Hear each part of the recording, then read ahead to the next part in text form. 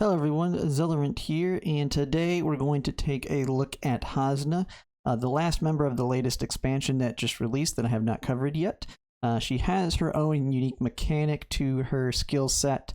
She has a decent amount of utility in her kit as well as CC. I have not seen much talk about her, but let's just go ahead and get right into it. So within her trait, she has this mechanic called Hidden Fragrance, which is unique to her. So in her first star, she's immune to blind, just because she's actually blind herself. So the blind mechanic of making it where you have a 80% chance to miss an attack, she's completely immune to that, which is a good thing because there's a lot of enemies that actually put that out. So her magic attack increases by 3%. When all enemies within 3 grids of her finish their action, you applied Hidden Fragrance to the enemy. And when it's a debuff, and then when attacked by Hasna, the player will receive an additional effect that cannot be dispelled or immune. So it's basically it's similar to the Painman's mark in the fact that it's a mark that causes impacts from other skills within her kit or potentially other units' kits. So within 3 squares of the player's range, so within 3 of Hasna, Hidden Fragrance, the Hidden Fragrance members with it, their attack and defense attributes are reduced by 8%, and the chance of being critically hit is increased by 15%. So any enemy that has Hidden Fragrance that's within 3 squares of Hasna will have that debuff applied to them. And then when you go and look into her stars, we'll just go all the way to the 5 stars, you can see it increases the magic attack up by 15%. It makes it 5 grids rather than 3 on the 5th star, and then it lasts for 2 rounds, so it increases by an additional round. And when it reduces the attack and defense by 15%, and the critical chance is still 15% 5 stars. She's actually a unit. One positive, I guess, well, it's kind of a negative and a positive, is that she's not one that you're going to want to focus on getting all 5 stars. She is fully capable within her kit on the 1 star. So you don't have to worry about throwing her in the shard farm. So if you have Kokoa or any of the other units that want they want to get to the maximum star, she's one kind of like Edda, where you don't feel like you need to actually farm up their stars because it doesn't really add much to her kit. So when we look at her initial skill here, it's called Decay. Decay is a magic damage that inflicts 50% of the magic attack value on all enemies within 2 squares of the target range. Inflicts life loss, which is basically infection, the percentage-based damage, and imposes minus treatment on them so they can't be healed after using it. So a nice little skill to prevent an enemy when you're, especially this might be useful in something like live PvP or in a map that has a lot of enemies with healers, to prevent them being a heal them up so she can do some damage and then someone else can finish them off without having to worry about them getting healed up.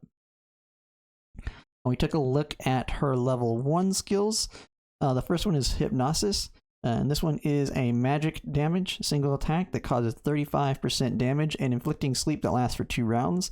So sleep is a very nice debuff in that they are unable to take action, and it's removed from any attack damage, so you basically can knock an enemy out of the fight for 2 rounds.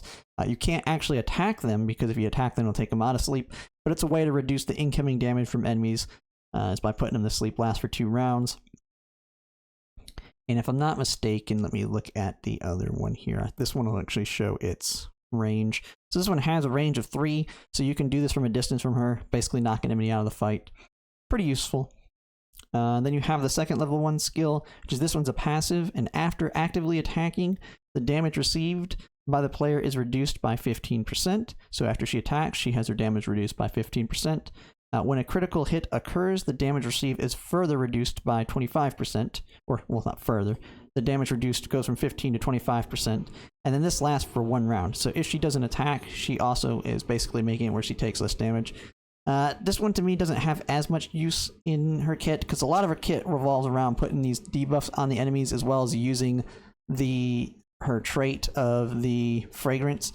So I don't really see me picking this one. Hypnosis, I feel like will have a lot more value over the level 1 skills. There may be occasions where you just need to take an enemy out of the fight for 2 turns. So I definitely would take that one over the fighting excitement for her level 1 skills. So when you get to level 3 skills, this is where it's starting to kind of take into account her actual trait. So you have Strong Aroma Shock, and this is a single target attack that deals 150% damage and applying Hidden Fragrance to all enemies within 2 squares of the target range for 2 rounds. So as you can see in the map, she picks a spot, and within 2 squares around the spot she selects, this will put Hidden Fragrance on the enemies, for which then they will all have that. And as you know, with her trait, it makes it where it reduces their attack and defense, as well as make them take a 15% more critical hit against them.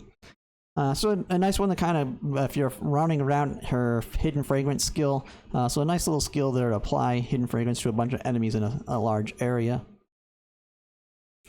And then you have Scattered Path, which is another one that's a passive, and this one's after attacking, apply Hidden Fragrance. So anytime you attack an enemy, it applies Hidden Fragrance to them, and it's for 2 rounds.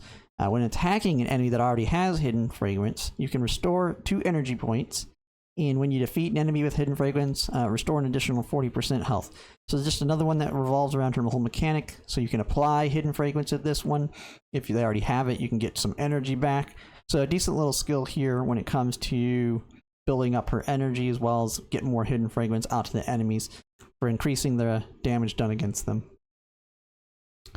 So in this one, both of these skills seem to be the good on a level 3. It's kind of similar to other units. Just kind of looking at it, I would think I would want to take the one on the left first versus the one on the right, just because this simply can put Hidden Fragrance a lot of enemies. And some of these other skills up here take that into account. So when we get to them, you'll kind of see where that one can apply more. So when we look at the level 5, the reaction skills, there's one that's fairly obvious on which one you would select. So you have Wakaha Cartilage, and this is a reaction when attacked by an enemy with Hidden Fragrance on them. The damage received is reduced by 30%. So if they have Hidden Fragrance, she just takes straight up 30% less damage from them. And I believe this one stacks with this one, so you can actually get fairly tanky with them having Hidden Fragrance if you have both of these.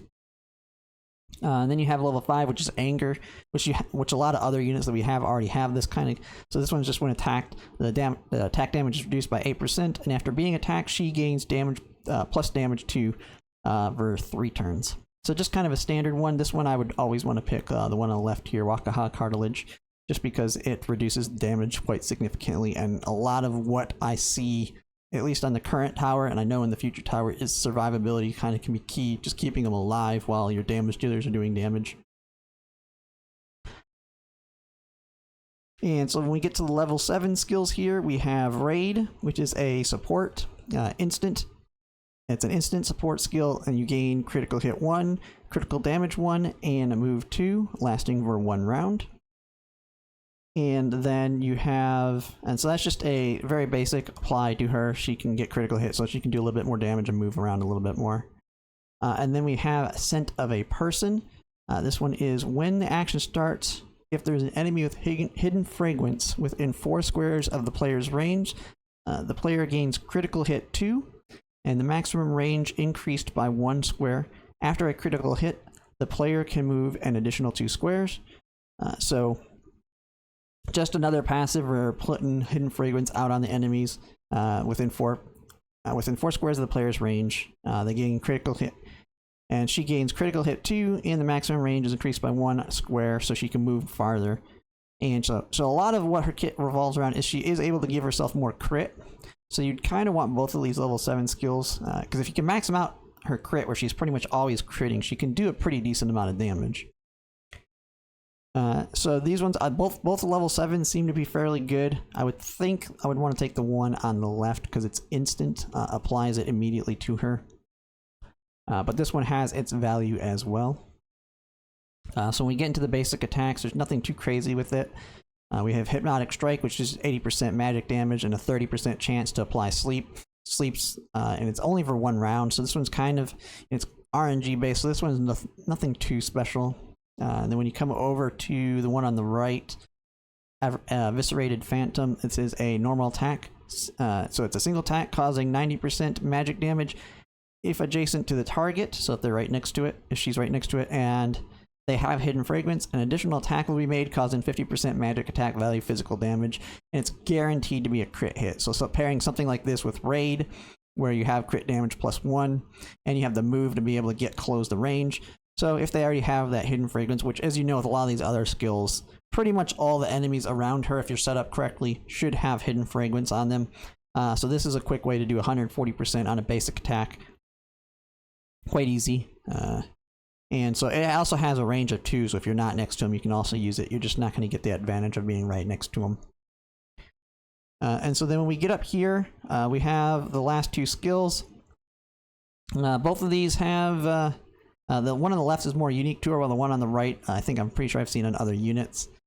So we'll look at the one on the right here first. Life Devouring is a magic damage. Single target attack causes 150% damage, so it does 150% damage. After an attack, generates 45% life drain. So you compare that with her tankiness on some of these other skills, and when she does take damage, you can use this to recover her life by taking in 45% of the damage. It's a fairly strong hit. It does not have, like with most other skills here, it does not have a cooldown. A lot of her stuff in her kit actually doesn't. Besides Hypnosis, I think a lot of her stuff doesn't have cooldowns. So it doesn't have a cooldown, but it costs 3 energy. So this one could be paired with something like the Scented Path, which is the passive, which restores 2 energy points. So with this, you can have this passive and this one, and she can pretty much indefinitely cast Life Devouring, doing 150% damage and getting 45% life drain. So you have those, and this one has a additional health. If you defeat them, you also heal. So that's a really good pair to kind of heal her up. And then you have on the left her last skill. It's a single target attack that deals 140% damage to enemies with Hidden Fragrance. The damage is increased to 170%. Critical hit rate and critical hit damage before attacking is increased by an additional 15%. So this is kind of her ult. This is another one. It does not have a cooldown, but it requires 4 energy.